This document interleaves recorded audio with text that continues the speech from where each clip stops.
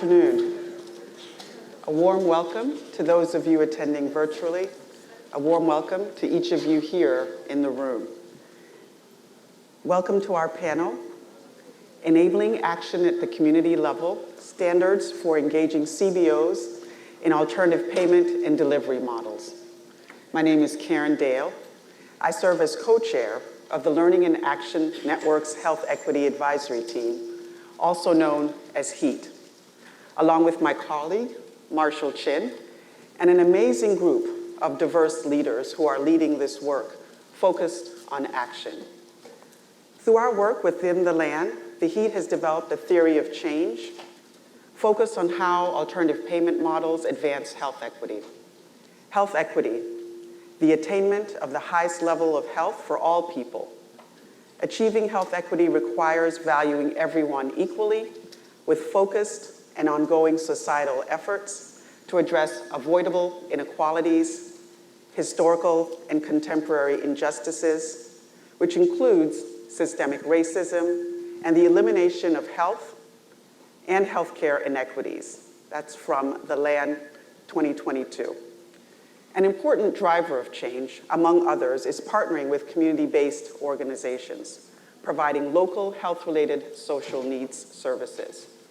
The HEAT has been hard at work over the past year to develop guidance, which facilitates action to establish impactful partnerships with CBOs that are trusted and responsive to health-related social needs in a community.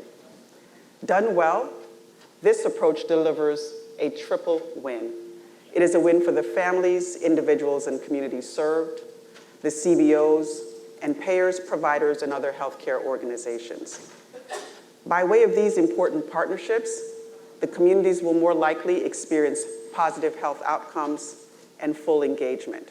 Concurrently, healthcare partners can reduce traditional medical care expenditures by addressing these needs and potentially preventing downstream resulting health issues, conditions, or other healthcare challenges. So how do we achieve the triple win? The guidance published last week provides a lot of details. Here, I will lift up three minimally necessary components. First, we must rebalance resources towards the community and community partners like CBOs that have the potential to advance health equity within alternative payment and accountable care models. Second, partners must determine what a CBO needs to be successful in addressing health-related social needs and ensure they invest accordingly in order to advance their shared goals. And, very importantly, ground the relationship in mutual respect with shared decision-making. Third, acknowledge that broader and direct community engagement and health equity advancement goes beyond the CBO and is a responsibility of payers, providers, and other healthcare organizations. We must also lift up, listen to, learn from, and honor the perspectives of those with lived experience in every step of our work to create an ecosystem where health equity exists. Finally, it is worth highlighting that partnering with CBOs is not a substitute for direct community engagement. No one CBO will entirely represent the communities they serve. Today, we will hear from several individuals representing various sectors to learn more about how payers, providers, and other healthcare organizations can better collaborate and engage CBOs in alternative payment and accountable care models. I want you to hold space as you listen to the questions and the answers for the action you will take. You could sit in your chairs and just listen. I want you to be thinking about the action you will take. Health equity is something that we can each play a part in. So let me introduce our panelists. We have Bukata Hayes, Vice President, Chief Equity Officer, Blue Cross Blue Shield, Minnesota, also a HEAT member. Timothy McNeil, founder of Freedmen's Health, co-chair of Partnership to Align Social Care. Bethany Hamilton, co-director, National Center for Medical Legal Partnership. Kelly Cronin, Director of the Center for Innovation and Partnership and Deputy Administrator of the Administration for Community Living. And Deepak Sadagopan, Chief Operating Officer, Population Health, Providence Health. So thank you all for being here. Again, audience, listen for the action that you can take. The first question is for all panelists. I've heard that successful engagement of CBOs in value-based payments or alternative models can be challenging, complex, difficult. From each of your perspective, I'd love you to share what is missing, what strategies do we need, and what are the key challenges to effective CBO engagement in value-based care today? Okay. Good afternoon, Bukata Hayes. I think to that question, I would be really quick, and that is, I think we have to have different ways of measuring success. I think we as healthcare have measured success in some really, I think, important, yet not totally aligned with community, right? And so I think about engagement. I know that as a health plan, we put out their solutions and oftentimes have low engagement. Say it's a diabetes intervention or mitigation. We have low engagement by our members. There's no way we will improve outcomes if we don't get engagement. And so part of it is, how are we actually incentivizing engagement, measuring engagement as the most critical first step to actually getting better outcomes? And so for me, when I think about those value-based arrangements, I think we have some outcome-based measures, but we actually don't have enough process-based measures to get to those outcomes. For me, I think that one of the things that's very important is that community-based organizations are mission-driven. And if a health plan wants to work with a community-based organization, when you can align what the objectives of the health plan are with the mission of the community-based organization and engage them to develop a strategy that advances the health of a population from an equity standpoint, then you'll get engagement and embracement by those community-based organizations. And then it also needs to be clear expectations outlined up front as to what are the expectations. If you are doing an intervention to address food insecurity, but it's not clearly outlined that we want to move the needle on A1C, on hospitalization and so forth, but then come back and say, well, you didn't improve the A1C of my population. Like that, there's a disconnect. So there needs to be this engagement up front and co-planning, co-designing of what the intervention is, and that's where you get the most impact from your partnerships with community-based organizations. I'm going to build on what you just mentioned, Tim. So Bethany Hamilton from the National Center for Medical Legal Partnership, and that co-design is implied by the work that we do, medical legal partnership.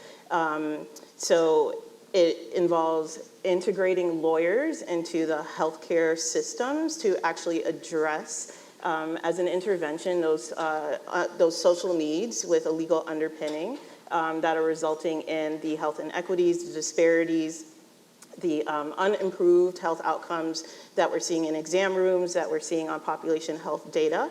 And medical legal partnership is that approach that allows for co-design to occur. I think the missing element is really capacity building. The legal aid workforce has not been traditionally viewed as a public health workforce or as a healthcare workforce. So this would require all of us looking outside of who we immediately view or consider or perceive as healthcare providers to think, oh, lawyers, first of all, we're not so scary after all. And we can actually help to improve healthcare outcomes in the exam room or in the population health data. But that requires serious investments in capacity building and supporting those who haven't been traditionally involved in payment arrangements or in healthcare, helping them better understand how to do that co-design work. I would just add that I think knowing the clear strategy to invest in is important from a healthcare perspective, whether you're a health system or a health plan. There's a lot of options now, a lot of private sector solutions that are emerging, but there's local competency in CBOs and trusted relationships and an understanding of the culture, which is really irreplaceable and can't be replaced by a technology referral solution, for example. So I think part of the need is and the challenge to address is just having clear strategies on who do I partner with, who in the community can be not just managing housing needs or nutrition needs or transportation access or social isolation or financial insecurity, but how can I partner with a CBO to get to a whole network of providers, similar to what an IPA offers, a network of physicians. we really need to be thinking about the comprehensive solutions, because many patients that are at risk for poor outcomes have multiple needs. It's not just short-term transportation option. So if we're being person-centered, but also thinking about addressing these challenges, I think health systems and plans need more visibility into what do they invest in to really have a sustained, meaningful partnership with the community. Hello, everybody. My name is Deepak Saragopan. I serve as Chief Operating Officer for Population Health for Providence. From a care delivery perspective, I agree with much of the comments that have been made by my colleagues today. I just want to introduce the perspective, the care delivery perspective here. From that perspective, because a lot of our work with the community-based organizations have been aligned with the mission, and the core, the other part of the care delivery, the value-based care, as well as fee-for-service operations operate on different channels, like from a delivery standpoint. They've really not been coupled together from a practical standpoint. But only recently have we, when we have started quantifying the results and seeing the outcomes from our work with community-based organizations, we've been able to connect these, and we've really as healthcare has started shifting from like a single enterprise-driven model to like a cross-enterprise-driven model for care delivery. We've started seeing community-based organizations, as Karen mentioned, as part of like as part of an integrated network of care providers, just as IPAs would or other primary care practitioners would, and they have a role to play in the care delivery ecosystem, and rationalize their presence in the overall total cost of care space.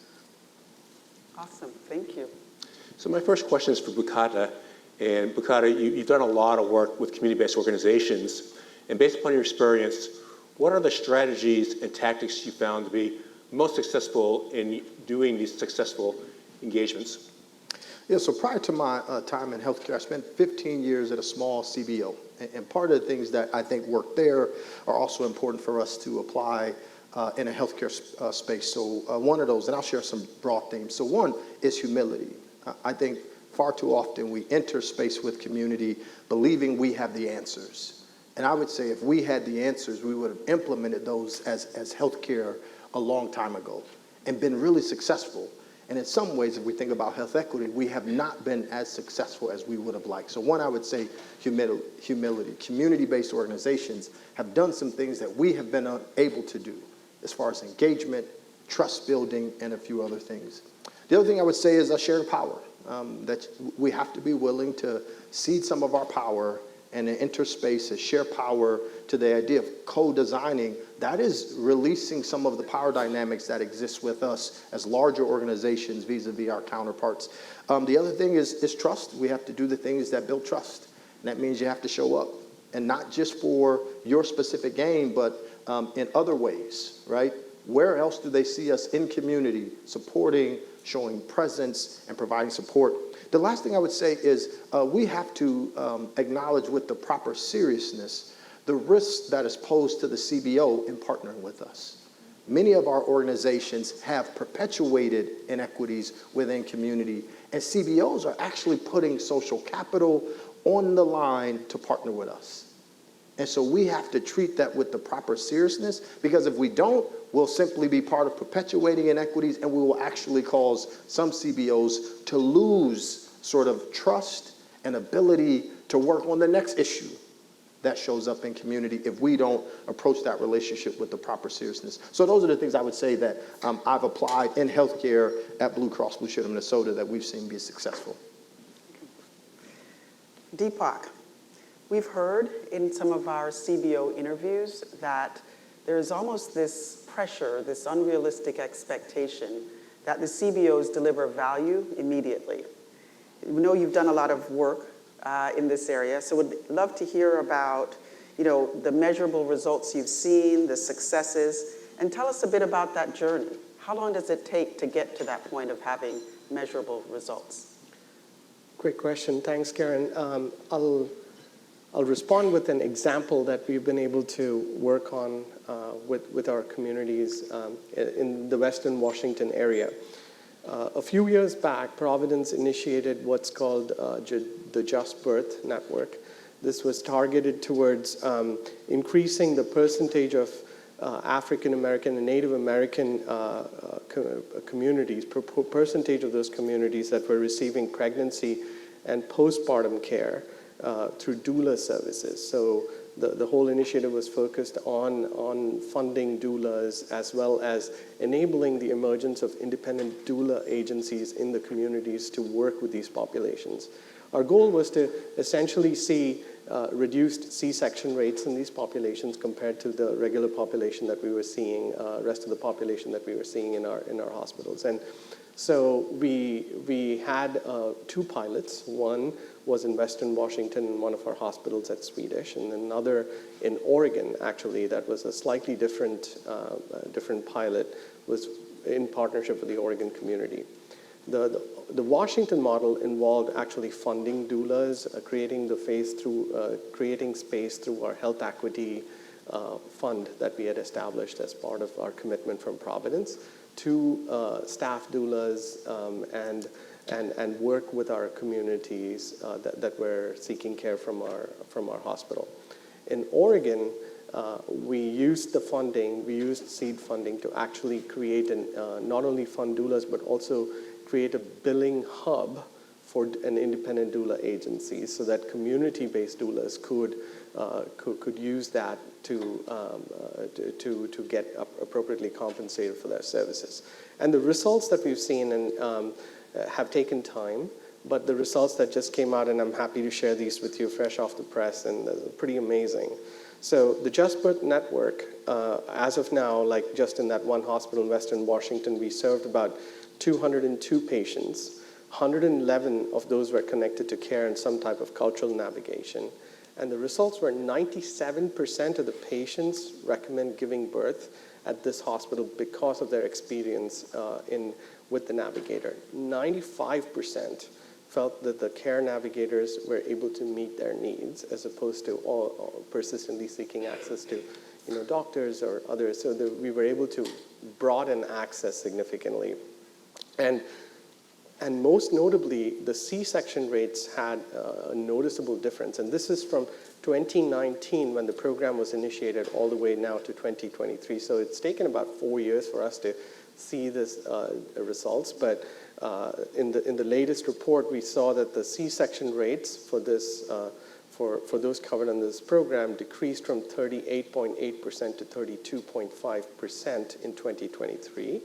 And the gap between C-section rates between the Just Birth cohort and the Swedish overall cohort almost closed between 32.5% for the Just Birth cohort to 32.1% in the overall cohort, which is pretty amazing transition. And if you really pause for a moment and really think about it, this is avoiding a C-section is great from a total cost of care and a value-based care standpoint because you're avoiding a hospitalization. It improves your total cost of care. But more importantly, it improves the quality of life for that mom, right? As soon as you discharge, they're able to get back on their feet faster. They're able to do all the stuff that they normally would do, and functional recovery is much faster than it would be otherwise. So we believe that this is one example where not only there's a partnership with community-based organizations like in Oregon, but also through funding, we were able to create the space to drive a tangible difference. So that's how long it's taken, but it's an example of the persistence and the road ahead that needs to be followed in these areas.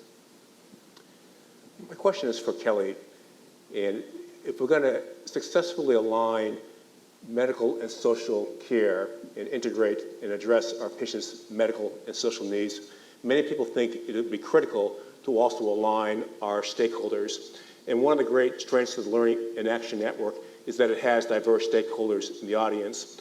And so can you tell us a bit about what would it look like to align the different stakeholders in this room around medical and social needs? What advice do you have for us? Well, I think what we've seen working in many communities across the country is having organizations come together that represent a variety of stakeholder needs. And in particular, we've seen a lot of success with CBO networks forming that can really represent the interests of the full community.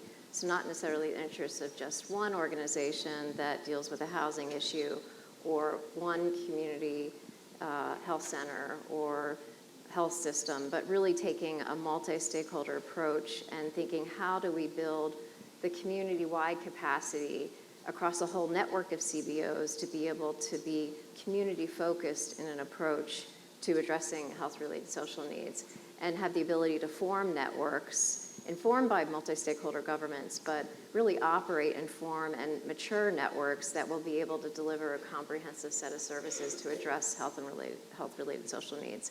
So we're excited about this growth. HHS is also coordinating a lot on trying to support backbone organizations, or community care hubs is sort of the operating function that is like a form of backbone organization that can contract with a Medicare Advantage plan, an ACO, a Medicaid Managed Care Plan, an FQHC, really be that sort of multi-payer source and point of entry to the community to be able to manage across the network of CBOs, and also braid financing. It's really essential to be able to leverage all the social service funding that there is, transportation dollars, housing dollars, many different programs in all of those worlds have to be brought together, in addition to anything that could be supplemented through Medicaid Managed Care, through an 1115 waiver, through ACO shared savings, or even emerging codes through in lieu of services, and what is proposed now on the physician fee schedule for community health integration.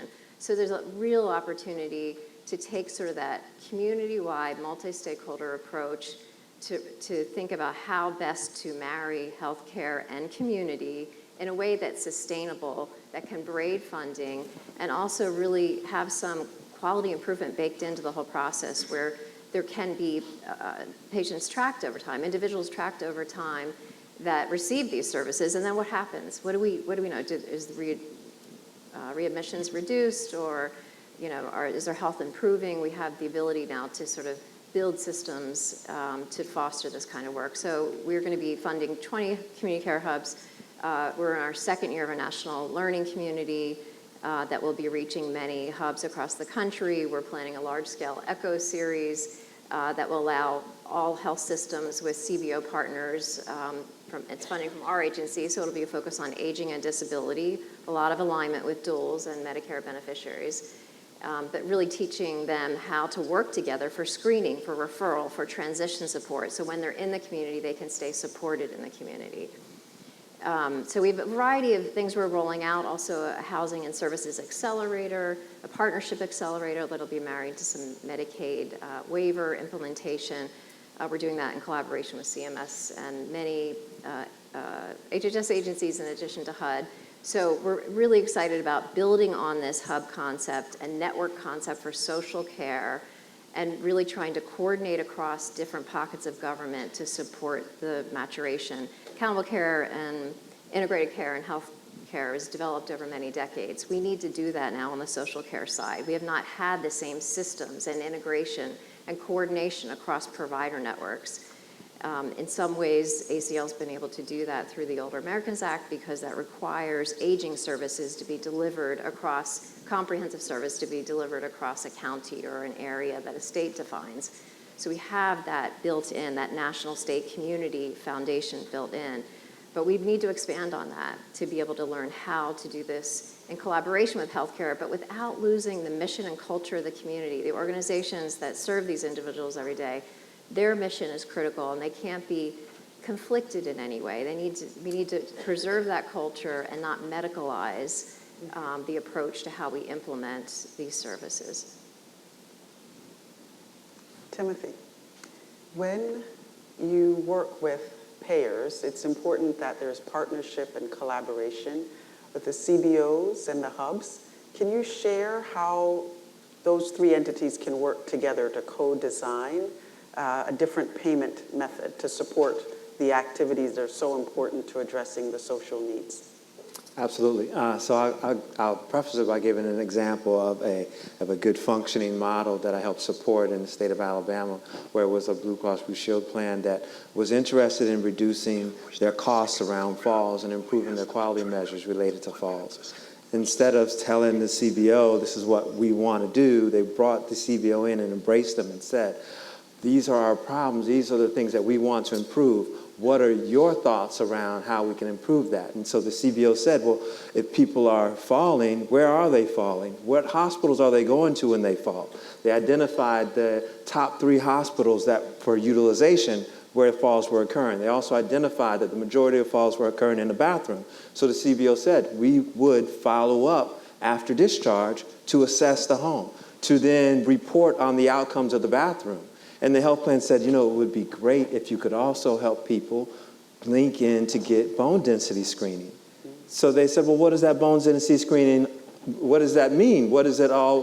What is that? Why is that important? So they educated them, and they said, well, if there's mobile bone density screeners, why couldn't we just have our community health workers that are already going into the room not only educate the person, but also assist in that. So right now, today, there's an army of community health workers across the state of Alabama that are following up within 7 days of a fall, going into the home, reducing fall risk in the bathroom, doing the bone density screening, and reporting the data to the health plan, all as a co-design mechanism. So that really is a shining star, and more we're seeing those models where they're both the health plan and the community are putting their assets together and then saying, how can we drive improvement with clear measures on what improvement means? In this instance, the measure was reducing instances of repeat falls, reducing fall risks in the bathroom, and improving bone density screening. So both the CBO and the health plan knew up front, this is what we're going to measure ourselves against. Now, what are the resources we need to achieve that? And it's had overwhelming success.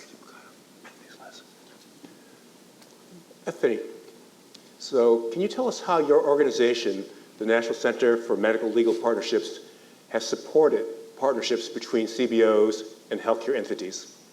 Sure, thanks for that question, Marshall. So the National Center for Medical Legal Partnership has been around since 2006, really supporting the advancement of research, training, technical assistance, and support and other resources to healthcare entities and systems that are trying to integrate lawyers into their various systems.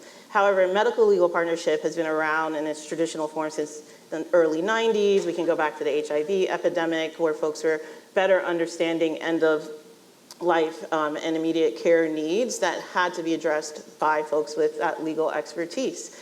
We can even look back to the health center movement, to Dr. Jack Geiger in Mountain Bayou, Mississippi, really recognizing the role that lawyers would play in addressing food insecurity, housing insecurity, and the racism, right, that was leading to the population health disparities and inequities that we saw throughout the South and around the United States. So the National Center, the inspiration for this work goes back for decades, but that's the work that we continue to do in our recent partnership that we launched in 2021 with Kaiser Permanente. We are directly partnering with them and Health Begins to really tackle health and housing. We talk about this inextricable link between health and housing, but how can you address evictions, an actual legal issue, without a lawyer there? The fact is, the data is out there that shows that when someone shows up, if they know they have an eviction and a legal issue, that's the first problem, right? But when they show up with a lawyer, it's very likely that that eviction will be stopped. It's very likely that the outcomes are a whole lot better. And that's very likely the case that you'll probably get to see that individual back in your exam room actually engaging in preventative care, sticking with the medication protocols. And if you look at your claims data, I just want to highlight AmeriHealth Caritas DC and their partnership with Children's Law Center, right? They understood that that child showing up in, for example, the pediatrician's office with asthma, if you ask that social needs screening question, you find out from mom or dad, whoever the guardian is, that really it's an unaddressed, unabated mold problem, and the landlord hasn't been fixing it. That's a legal issue, right? There are regulations in place to address this, and just having a lawyer there, and you're looking at claims data, and you can probably see the patterns. If you have a lawyer there to actually immediately address the problem rather than doing cold referrals, you're able to get the problem addressed and actually close the loop. And finally, down the line, even if it takes 4 years, figure out what the actual health outcomes were for that individual, that family, that community. so on and so forth. The next step really is looking at payment arrangements to see how payments can actually be supportive of the sustainability and scalability of the medical legal partnership model around the country. All right, we have 6 minutes. Lightning round, 1 question each person. Get ready. Okay, Deepak, may you please share an example of a successful CBO partnership? Yeah, I'm happy to. Just building on the previous example, this one is in Oregon, and this was building on many years of community-wide collaboration in Oregon, and similar to what Tim shared about like when payers are working together, when payers and providers really work together along with local governance agencies, magic really happens. So Oregon recently received approval for their 1115 waiver to support certain types of health-related social needs, particularly as it relates to post-transition housing, short-term housing, nutrition, etc. So this, what's not really well known is that 1115 waiver approval really was influenced by a pilot program that my healthcare system, which is Providence, along with our peers and other healthcare payers, together with Health Share of Oregon, really contributed a portion of our capitated payments, a capitated land 4C agreement. So we dedicated a proportion, we came to agreement on a proportion of that subcap to be dedicated to creating a fund to support these particular social needs. And that really was our seed investment in the community that spurred further thinking along the lines of what if this became an ongoing sustainable investment that Medicaid would make in this space, and really led to a broader movement within the community. So to us, it was a great example of the community-based organizations and providers and payers coming together for a shared set of interests in the population, investing in population health, looking beyond competition and other types of short-term distractions. So, Kelly, what does a successful community hub look like? Any pitfalls to be aware of? A successful community care hub has the buy-in from the community, an operational provider network that can address a spectrum of health-related social needs, as I mentioned before, and many different healthcare partners that want to be at the table working with them. There's a real opportunity for multi-payer alignment around this core infrastructure that can help address health-related social needs. And the more people that are contributing to that community-wide solution, the more feasible it'll become to really reach the at-risk populations. But they can also, do things like HIPAA compliance. They can receive data in responsible ways and with the right security protections and protecting privacy. They can benchmark quality and measure quality based on agreed-upon measures and be realistic and represent the interests of the community and the CBOs that are all part of this network in negotiations. There is a real economic power differential between CBOs and most of the healthcare system, which really needs to be addressed in any kind of arrangement. But the successful one is able to advocate on behalf of the community, the people they serve most importantly, but also the other CBOs in the community. Timothy, we've talked about that it takes some time to show the value and the results that CBOs deliver. In the meantime, how does a healthcare partner communicate to their board or other people in their organization the value of CBOs? One way is to clearly define what the expected outcomes and quality measures that the CBO partnership are hoping to achieve. And then communicating that with both the board as well as with their community-based organization partners, as well as providers that the health plan may be engaged in with alternative payment models. In some instances, marrying the two together, where I have providers that are at risk and they've identified persons that are in need, matching that with the strength of community-based organizations along with a payment mechanism to support a sustainable outcome, matches what the outcomes are so that you can see clear improvement. Too often, if it's vague and ambiguous, then at the end, we won't get the goal that we intended to achieve. So by clearly defining that up front so that all have similar expectations, and we have both short-term and long-term expectations, then you can have the appropriate metrics in place. Bethany, from the many CBO healthcare entity partnerships you've helped form and support, what leads to the most successful ones?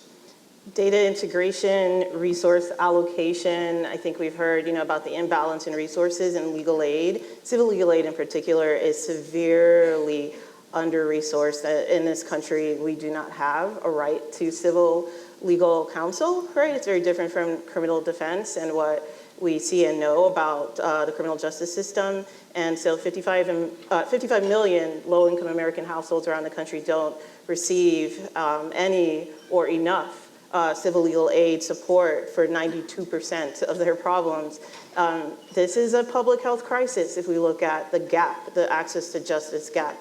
And healthcare can be those advocates and help to close the justice gap. So we need a lot of alignment, data integration, and resource allocation, and it can be done. I think healthcare has the power to make it happen through medical legal partnership, I should add.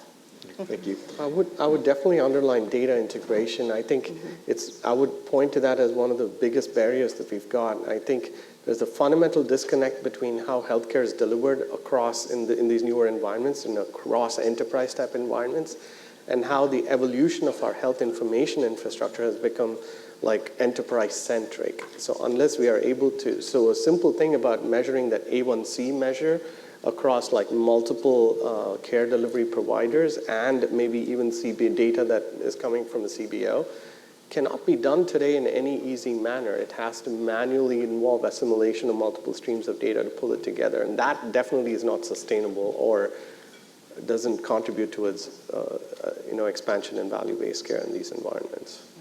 And Bukata, very briefly, what partnership are you most proud of? I would say it was a partnership with a trusted community convener who engaged in a 13 different community listening tour that led to the creation of our community advisory boards. And those community advisory boards influence our CX experience, our care management experience. They actually also act as a sort of vetting resource for culturally concordant interventions that we're providing within community. And so I think, again, sort of sharing power with community and even sort of determining what's a good intervention, right, has been really important and one of the biggest, what I think, needle movers for us as an organization. I think oftentimes we tend to focus upon the technical. So for example, what health-related social needs screening will we do in our hospital or our clinic? I think one of the themes of the panel, though, is that that's always important, the technical part, but equally, if not more important, are some of the relational elements for community-based work. I think like Bukata's first answer, he summarized like the big ones there regarding trust, humility, being very aware of the very frequent power differential that exists oftentimes with healthcare entities having the power, whether that's financial or organizational. And those are so critical to address throughout. I don't think all panelists mentioned that. I'll end here by saying that we've mentioned a number of times that the HEAT, the Health Equity Advisory Team, we have a document that just came out in the past week. It's basically guidance regarding forming partnerships and relationships and principles with community-based organizations. So this relationship between the healthcare entity and the community-based organization. 4 major themes. We talk about governance, power sharing, mutual respect. We talk about exploring hubs and mutual conveners as one of the mechanisms for making this reality. We talk about capacity, and I think a number of folks, I think maybe it was Bethany and others, mentioned the importance of helping to build infrastructure and capacity within the CBOs. And the last one then is funding, just critical for these multi-stakeholder, multi-sectoral partnerships. So how about a big hand for our panelists?